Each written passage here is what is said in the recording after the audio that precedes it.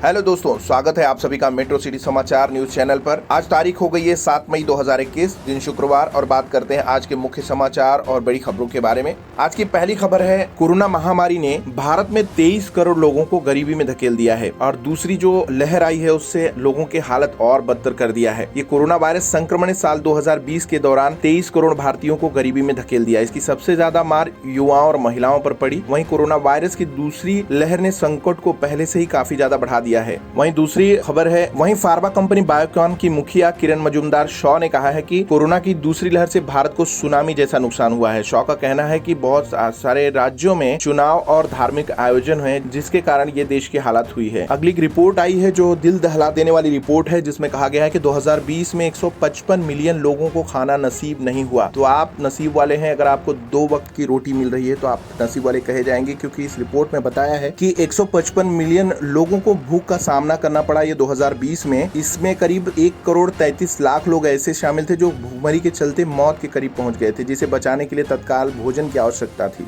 इस रिपोर्ट में चेतावनी दी गई कि इस साल 2021 में पिछले साल से ज्यादा भयानक होने वाला साल है। साल 2021 में बेहद गंभीर और बदतर स्थितियां हो सकती हैं। इस बात का खुलासा 16 संगठनों वाली यूएन रिपोर्ट में किया गया है। यह रिपोर्ट 55 देशों के सर्वे पर आधारित है जो कोविड-19 महामारी और लॉकडाउन के चलते जो बनी है उसके चलते भूखमरी के हालात बन रहे हैं। इसी के साथ बड़ी खबर निकल कर आ रही है। प्रधानमंत्री मोदी ने कहा है कि टीकाकरण की स्पीड में कमी नहीं आनी चाहिए, सभी राज्यों को इसका ख्याल रखना चाहिए। कोरोना पर हुई समीक्षा बैठक में ये बात उन्होंने कही है। इसके अलावा एक बड़ी खबर है, दिल्ली में प्राइवेट एम्बुलेंस का किराया फिक्स कर दिया गया है। जो मुनाफाखोर हैं उनके मुंह पे तमाचा मारते हुए दिल्ली सरकार ने साफ साफ फिक्स कर दिए रेट्स। तो कोरोना महामारी की मार झेल रही राष्ट्रीय राजधानी दिल्ली में प्राइवेट एम्बुलेंस चालकों द्वारा अवैध वसूली की शिकायतें मिल रही थी, जिसके बाद मरीजों को काफी परेशानी का सामना करना पड़ रहा था। अब केजरीवाल सरकार ने बड़ा फैसला लिया है और मुनाफाखोरों पर लगाम लगाने के लिए सरकार ने निजी एम्बुलेंस की दरें फिक्स कर दी हैं। तो वर्तमान महामारी में 2020 और 21 में जो कोरोना की महामारी चल रही है, ऐसे में रेलवे ने एक बड़ा योगदान दिया है लोगों की सहायता के लिए और लोगों की जीवन रक्षा के लिए। ऐसे ही अभी कोरोना मरीजों के लिए बड़ी राहत दी है। रेलवे ने 73,000 आइसोलेशन बेड तैयार किए हैं और ये सारे शहरों को भेजे जा रहे हैं, जिनमें महाराष्ट्र है, उत्तर प्रदेश है, गुजरात है। ऐसे शहरों को भेजे जा रहे हैं जिससे आइसोलेशन के लिए जगह मिल पाए। इसके अलावा रेलवे यात्रा से जुड़ी एक खबर है, 7 मई से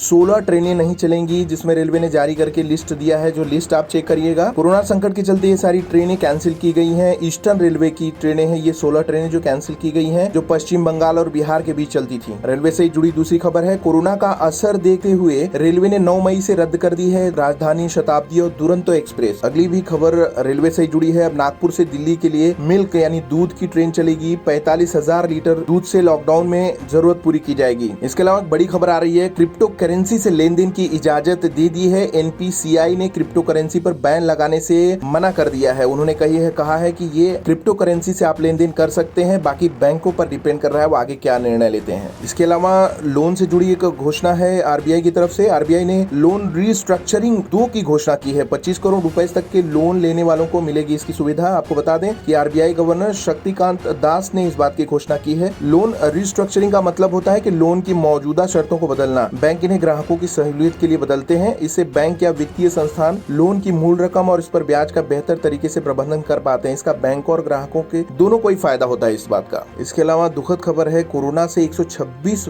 डॉक्टर्स की मौत हो गई है। देश को जो खुद कोविड की जंग जिताते हैं वो खुद जंग हार गए। अब इसमें इंडियन मेडिकल एसोसिएशन पता करेगा कि वैक्सीन उन्होंने लगवाई थी या नहीं लगवाई थी। ये उनको कंफर्म करना है कि उनकी डेथ क्यों हुई, यानी डेथ की वजह क्या है। हालांकि बीते साल इस महामारी के चलते 736 डॉक्टरों ने जान गंवाई थी। इस मामले में बिहार सबसे आगे प्रभावित राज्य है। संस्था ने सरकार पर सवाल उठाकर चिकित्सकों को डेटा रखने की मांग की है।